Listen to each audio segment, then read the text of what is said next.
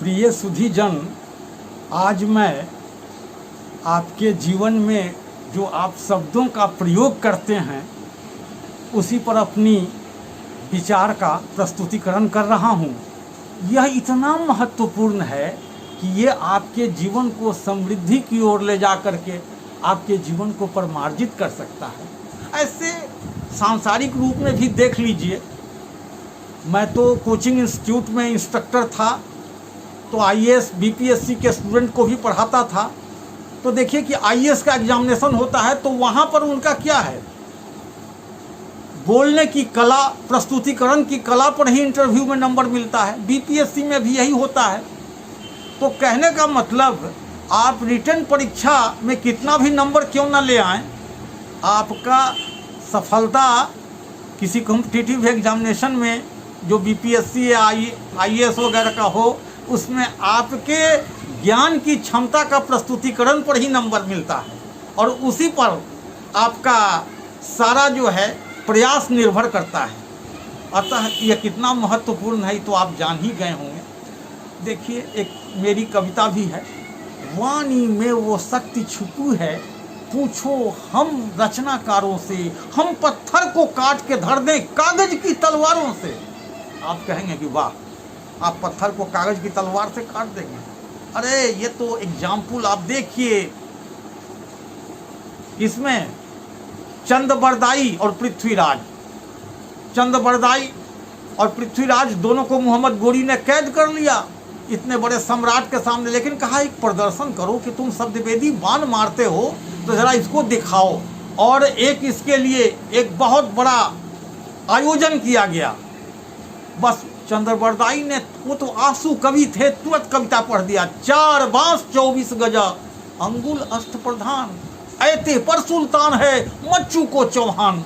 बस क्या था, पृथ्वीराज चौहान ने बाण चलाया और मार दिया। तो देखिए, ये शब्द की ही करामात तो थी कि एक बड़े शहंशाह का भी सर जो है कट गया।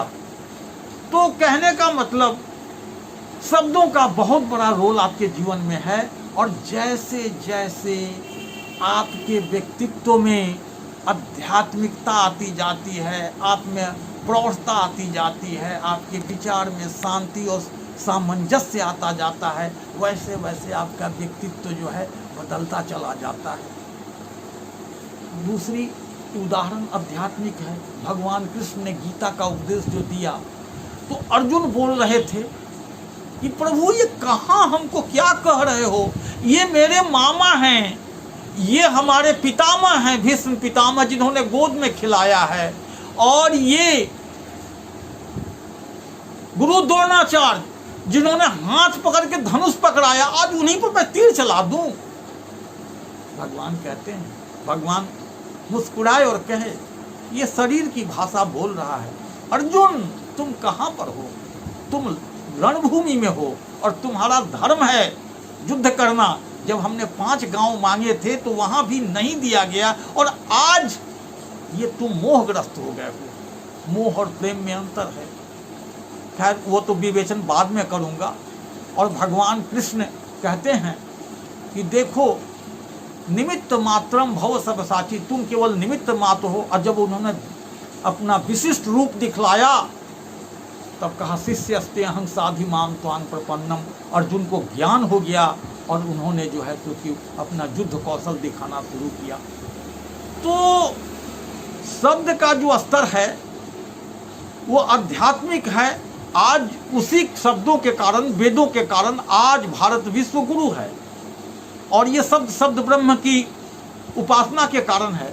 गुरुवाणी को ही ले लीजिए, 10 गुरु हुए और 10वें गुरु के बाद गुरु परंपरा समाप्त कर दी गई, लेकिन वो परंपरा शब्दों में आज भी संग्रहित है।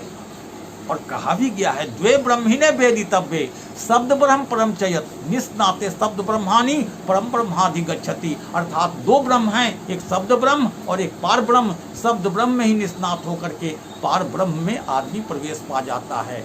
जय माँ दुर्गे, जय माँ दुर्गे, जय माँ।